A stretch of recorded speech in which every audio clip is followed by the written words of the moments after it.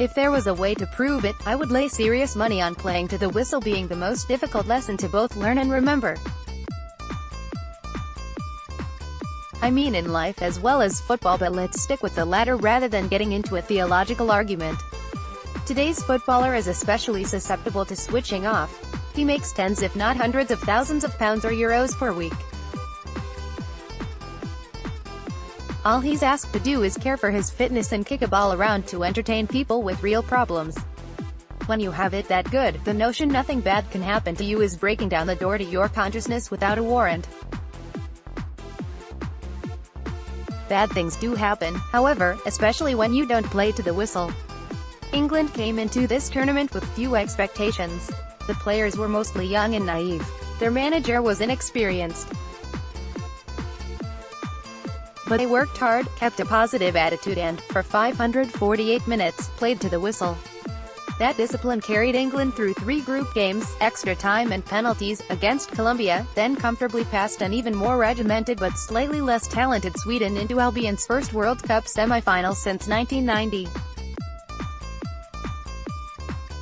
It even took them through the first half against Croatia, during which they decisively controlled the match and maintained the slim lead. Kieran Trippier's free kick gave them 5 minutes in. Gareth Southgate has exhibited excellent attention to detail since taking over for Sam Allardyce, whose failure to do so limited his tenure to a single match and one foolish evening of braggadocio. At the half, you must believe Southgate warned his squad Croatia had come from behind to win both their knockout matches and that 45 dangerous minutes remained in which England could not switch off. At some point, especially after everything has gone so swimmingly that confident young minds realize they have traveled further than legends who came before them, it seems like reaching the final is written in the stars. It is not. The plain truth is destiny is never a script written by someone else. It is always an autobiography. England's youngsters dared to believe otherwise. In the second half, they switched off, didn't play to the whistle. Early on there were some loose passes that weren't seen earlier. John Stones nearly played Croatia in on goal with a lazy back pass that an alert Jordan Pickford managed to reach first. 20 minutes after the restart, Kyle Walker had the wind knocked out of him in a collision. After extended treatment, he stood gingerly, then drank half a water bottle as he walked to the touchline.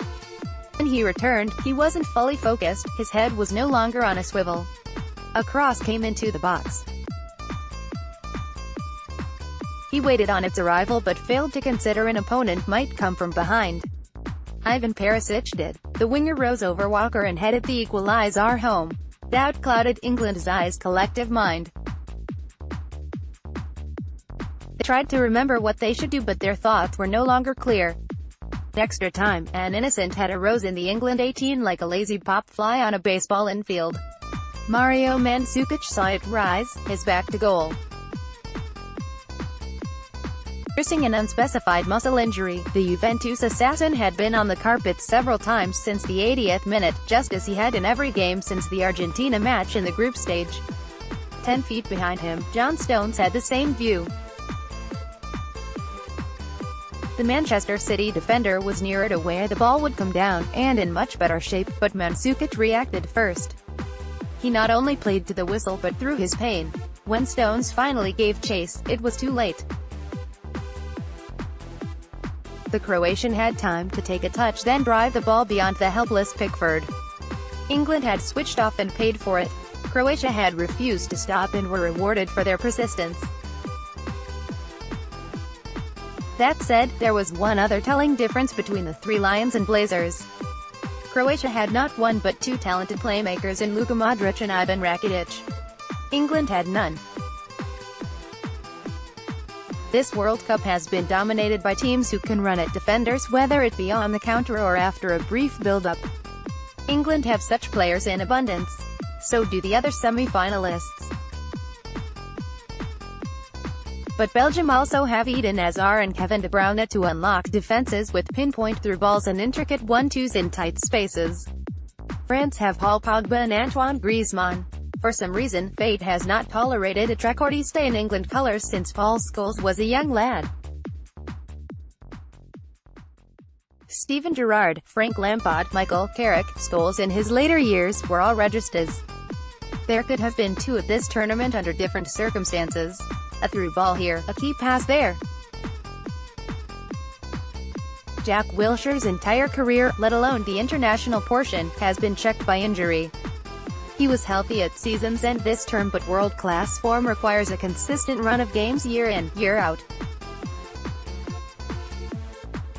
Xavi Hernandez once rated Wilshere as the next great playmaker. Fate intervened, repeatedly. The other possibility was something of a surprise. Like Wilshere, Alex Oxlade-Chamberlain had struggled for playing time at Arsenal. In his case, injury was only partially to blame. Mesut Ozil and Alexis Sanchez's presence limited his opportunities. Arsene Wenger had even tried to turn him into a right-back before the second-generation talent had enough and forced a transfer. Little changed when he first arrived at Anfield. Liverpool had Roberto Firmino, Philippe Coutinho and Mo Salah. Then Coutinho forced his own transfer. Jurgen Klopp found himself short a playmaker.